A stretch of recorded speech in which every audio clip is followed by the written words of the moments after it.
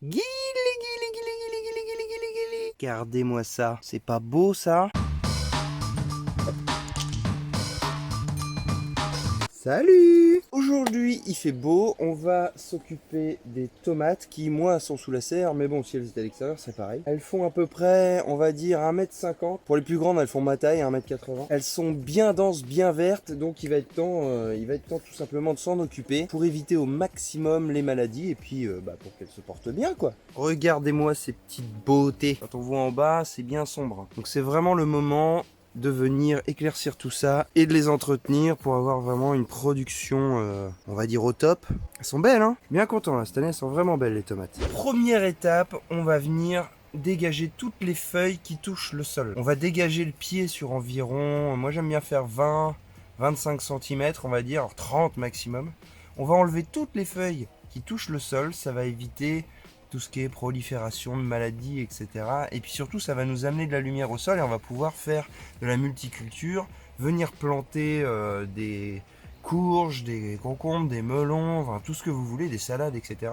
Ça va amener plus de lumière sur votre sol. Dans un deuxième temps, on va éclaircir les plants qui sont vraiment on va dire compact, pour qu'il y ait de la lumière, plus de lumière qui arrive sur nos tomates. Ici dans la serre, je plante assez serré, pas trop non plus, mais bon, assez serré quand même, donc ça fait une grosse touffe bien compacte.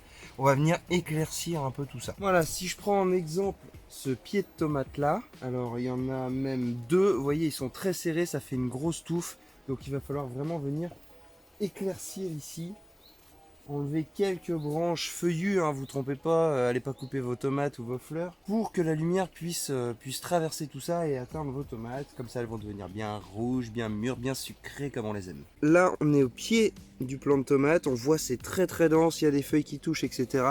Donc moi je vais venir dégager sur 20-25 cm, donc à peu près jusqu'ici, en coupant tout ce qui est grosses branches avec des feuilles. Les feuilles sont vraiment immenses cette année, hein.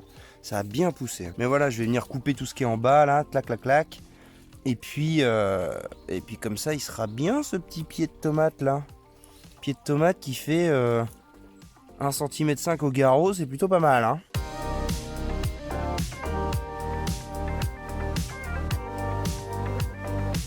Voilà, une fois la taille faite, on voit c'est bien plus clair. Alors, n'enlevez pas tout, hein. Le but c'est pas que ce soit transparent. Le but c'est vraiment de dégrossir pour qu'il y ait moins de feuilles qui se touchent, que la lumière passe mieux à travers, et puis qu'on ait plus une sensation de légèreté dans les plants, plutôt que la sensation de lourdeur qu'on avait avant, quoi. Tout est taillé, on le voit, hein, sur 20-25-30 cm, on va dire. Tout est clair, on voit qu'il y a beaucoup plus de luminosité au sol, et du coup ça va me permettre de faire de la multiculture, de venir planter mes courges, ou celles qui sont déjà en place vont s'épandre encore plus, et puis c'est parfait quoi.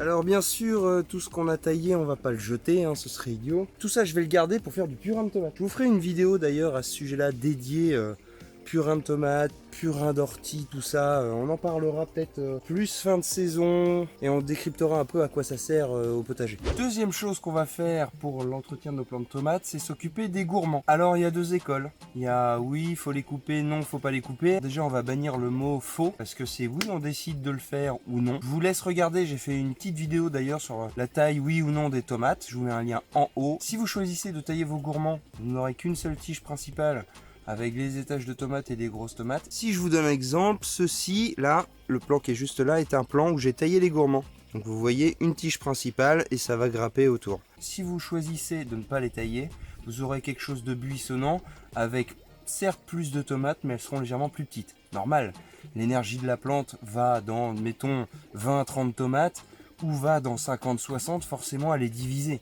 Donc on ne peut pas s'attendre à avoir les mêmes grosses tomates, etc. Donc là, c'est vraiment vous qui décidez. Le plan qui est ici, c'est un plan où j'ai décidé de tailler juste les premiers gourmands, mais pas les suivants. Et on voit, il fait une tige principale, il se sépare, il en refait une, puis ensuite il se resépare en deux, etc. Et au final, j'ai 4 tiges qui se sont vraiment bien développées. Si je peux vous donner mon avis personnel, moi j'aime bien le faire comme ça sur tout ce qui est tomate cœur de bœuf, qui normalement fait des grosses tomates, genre 500-700 grammes des fois par tomate. C'est pas mal d'en avoir plusieurs légèrement plus petites, vu que de base c'est une grosse tomate, bah on en a, mais quand même de taille raisonnable et ça étale plus la récolte du coup. Parce que le premier étage va mûrir avant le deuxième, etc., etc. Donc moi j'aime bien faire ça sur des variétés où les tomates sont relativement grosses de base. Il y a aussi une autre variété où c'est intéressant de le faire, c'est tout ce qui est tomates cerises. Parce que les tomates cerises en vrai vont pas beaucoup diminuer de taille et si on les laisse buissonner, on en aura plein. Or à l'apéro on en consomme plein.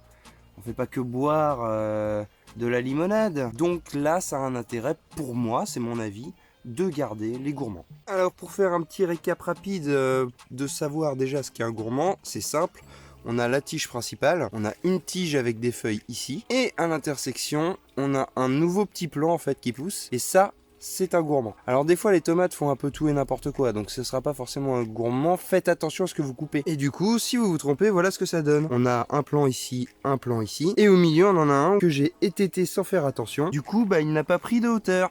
Voilà, pensant que c'était un gourmand, en fait non, je l'ai étêté. Donc ça fait une espèce de boule qui fait 40 cm. Et on voit ici, c'est un des gourmands du coup que j'ai loupé, qui repousse. Donc sauvé, je vais quand même avoir relativement une bonne production sur ce plan-là. Mais bon, essayez de faire attention à ce que vous coupez. On a donc éclairci nos plants de tomates, on a coupé les feuilles qui touchaient le sol pour dégager le pied sur environ 20-25 cm. On a éclairci le feuillage pour que la lumière passe mieux et aille éclairer nos tomates. Et on a coupé tous les gourmands, oui ou non, ça c'est vous qui décidez. Maintenant on va voir qu'est-ce qu'on en fait de ces gourmands. Alors je pense que c'est quand même utile de le préciser. Tout ce qui est petit gourmand comme ça, évidemment on va rien en faire. Par contre les plus beaux gourmands qui ont une longueur de tige suffisante, ça on va pouvoir en faire des nouveaux plants. Pour ça 2 méthodes. La première, vous plongez ça dans de l'eau et tous les petits poils blancs qu'on voit sur la tige vont refaire des racines. Une fois que ça a fait un bon système racinaire, vous replantez ça dans des godets, puis plus tard, vous les remettez dans le sol. Honnêtement, je préfère la deuxième méthode qui consiste à remplir directement des godets de terreau, venir les repiquer dedans et maintenir une humidité constante pendant environ 1 semaine, 2 semaines, jusqu'à ce que le plant, on le sente revigoré. Normalement, au bout de 2 semaines, 3 semaines, si on soulève le pot, on regarde en dessous, on voit les racines. Si on voit les racines, c'est bon, on peut le mettre dans le sol. Vous voyez, j'ai gardé quelques beaux spécimens. Alors, il y en a des vraiment bien épais, il y en a des grands. J'ai préparé des pots de terreau. Je vais planter ça dedans et je vais humidifier. Je vais même détremper ça. Alors, un conseil aussi, quand vous avez coupé vos gourmands, faites cette manipulation-là tout de suite. Parce que vos plants vont se mettre à, pas faner, mais vous savez, à mollir comme ça. Donc, faites cette opération-là tout de suite. On va dire les 2-3 premiers jours, vous allez les voir se ramollir, puis revenir, puis se ramollir, puis revenir. C'est normal. Du coup, on va venir percer bien profond au milieu. Avec un crayon, c'est faisable aussi. Nos petits gourmands, quand ils n'ont pas de feuilles, c'est impeccable. Si jamais ils ont quelques feuilles qui traînent, vous les enlevez. On va pas venir tasser au-dessus, on va venir appuyer sur les bords. Comme ça, la terre en dessous va venir se coller contre la tige. C'est important de faire ça comme ça. Voilà.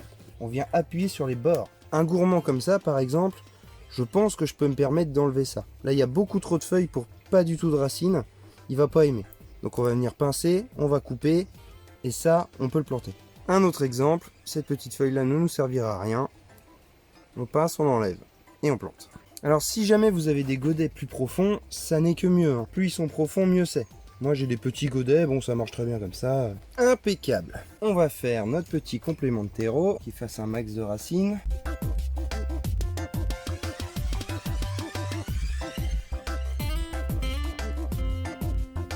Voilà. Maintenant, comme je vous disais, tout ça, on va vraiment bien le détremper, que le terreau reste humide tout le temps. C'est l'eau plus que la terre qui va faire que le système racinaire va se développer. Ensuite, ils vont venir faire fouiller dans la terre et choper leurs nutriments. Mais en priorité, c'est l'eau dont ils ont besoin. C'est pas pour rien d'ailleurs que la première technique, elle se fait entièrement à 100% dans de l'eau.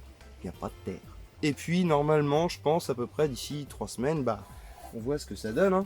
Hop, c'est plutôt pas mal. On a un nouveau plant de tomates. Et ça, directement dans le potager. Et l'avantage de ça, c'est que ça va étaler nos récoltes. C'est-à-dire que le plant sur lequel j'ai prélevé ce gourmand va me donner des tomates. Et celui-ci va me donner des tomates aussi, mais plus tard. Voilà les amis, on aura vu ensemble comment s'occuper de ces plants de tomates. Et en plus, comment les dupliquer pour étaler ses récoltes. Sur ce, moi je vous dis à la semaine prochaine pour de nouvelles aventures dans le potager. Prenez soin de vous. Ciao!